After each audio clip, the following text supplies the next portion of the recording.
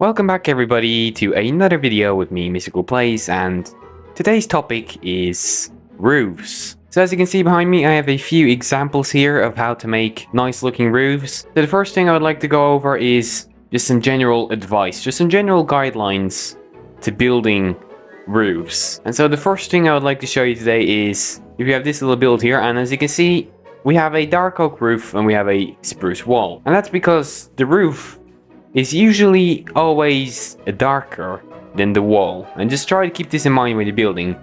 I have these two builds here. Which one looks better? Most of you would probably say this one, because roofs, just for some reason, they just look a little bit better when they're just darker from the wall. Of course, this is a little bit of a guideline, and I do actually break the rules sometimes myself. Obviously, this is quite a big contrast, so usually you wouldn't have such a big contrast.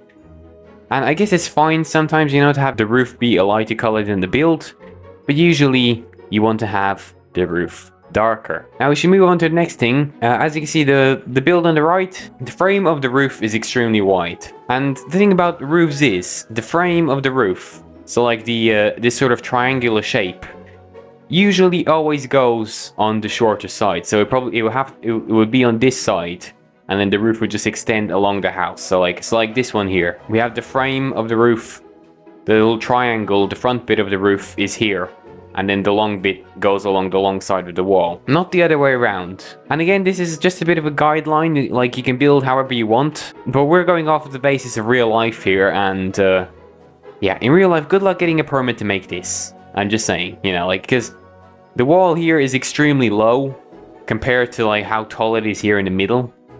And yeah, the build just looks better if it's something like this, you know, just a bit lower. It will be easier to support in real life, of course. So that would be my advice to anyone making roofs in Minecraft, is to always have the frame of the roof, the sort of the triangle on the shorter wall. Now, the last thing I'd like to show you about my general advice is, it always helps to sort of add in a trim to the roof. You know, you don't always have to have a trim. Like, this roof looks quite nice even without a trim. It's just more aesthetically pleasing, basically. But again, that's just a general rule. It doesn't have to happen all the time, but maybe it's something that you should try, you know, because it does make the roof look a lot better in a lot of different circumstances. Okay, let's move on to our examples now. Now, the first house we have here is a sort of small rustic house, and we have an A-frame roof, and an A-frame roof is basically a 45-degree angle with staircases or with blocks. It's not very complex, but a classic A-frame roof, in my opinion anyway, probably looks the best out of all the roofs.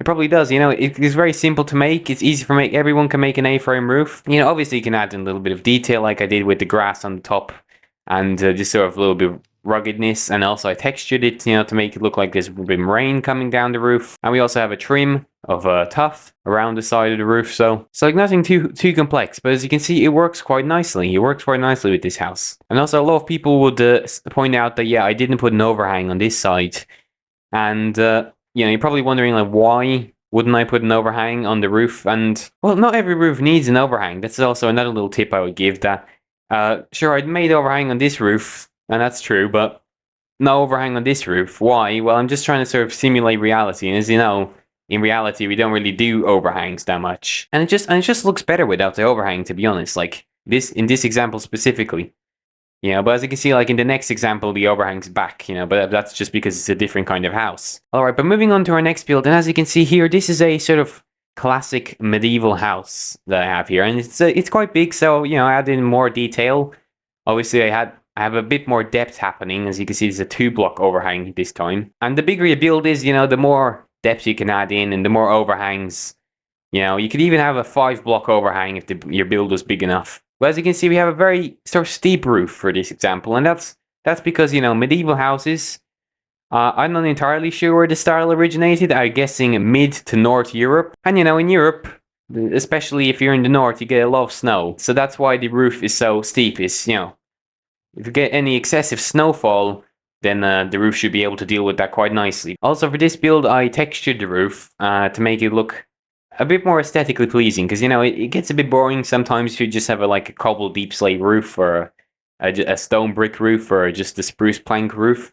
So I tried to, you know, spice it up a little bit with the use of these blocks. And up close, it looks like a bit of a mess. I'll be honest, but the further away you go, the nicer it sort of looks. I think this house came out quite nicely. Okay, but let's move on to our next build, which is this one over here. And this right here is it's a flat roof building, so yeah, there's not really that much to say about the roof. But I've recently been to Cairo, Egypt, and this is what all the buildings look like. This is what all the buildings look like. I think most of them are under construction, but everything there is made of red brick, and then it has like these concrete supports, so like concrete mixed in with steel probably, and just red brick. They just make everything out of red brick, and the walls are actually incredibly thin, which is actually why I used normal wall blocks in this, because the walls in Cairo, they're extremely thin. They're only like 1 brick wide. And I don't know how anything is standing there, to be honest. But it's meant to be like a building under construction. So I had a little bit of scaffolding here as well. And have this sort of sandstone bit here as if they're painting it a sort of sandstony color. So let's just move on to our next build over here, which, yeah. You probably wonder why it takes me so long to make these videos. And it's because I just like building. I like building. So I just build. I just keep building. All I had to do basically was build roofs, but now I have to detail, I have to texture it. That's why everything takes so long. But this right here is a sort of a spherical roof. I don't know what you would call it. It's like half a circle basically. So it's the same from all sides. And I will admit this tower doesn't look particularly nice, but it gets the job done. And as you can see here, this is just a very simple roof I threw together. And no, it's not symmetrical at all. It's completely unsymmetrical. But you can't find a flaw in it, and so can't I. So it's good enough. It's good enough, okay? Now for this build, I actually used some stained glass paints, and as you can see, it sort of smoothens out the rough edges of the blocks. What would have otherwise been a very sort of rough looking build, it now looks quite smooth because I used the glass. So that's a bit of a building tip. If you're making like spears like this with these kinds of roofs and you want to sort of smoothen out the edges of the blocks, then you should use stained glass paints because it smoothens out the edges of the blocks. But yeah, I don't really have too much to add to this build. And now our last one here it's a bit unrelated when it comes to roofs because this is not really a roof. But a tent, a tent. This is a tent. And this is how you make a tent. And as you can see, I have, a tent usually has like these two sort of supports. If it's a longer tent, it might have 3 or 4. And it has one on one side and then the other on the other side of the tent. So as you can see, I have this sort of little bit of a curve in the middle where there's nothing supporting it, basically. Well, and also a tent, it also helps to make it a little bit diagonal as well.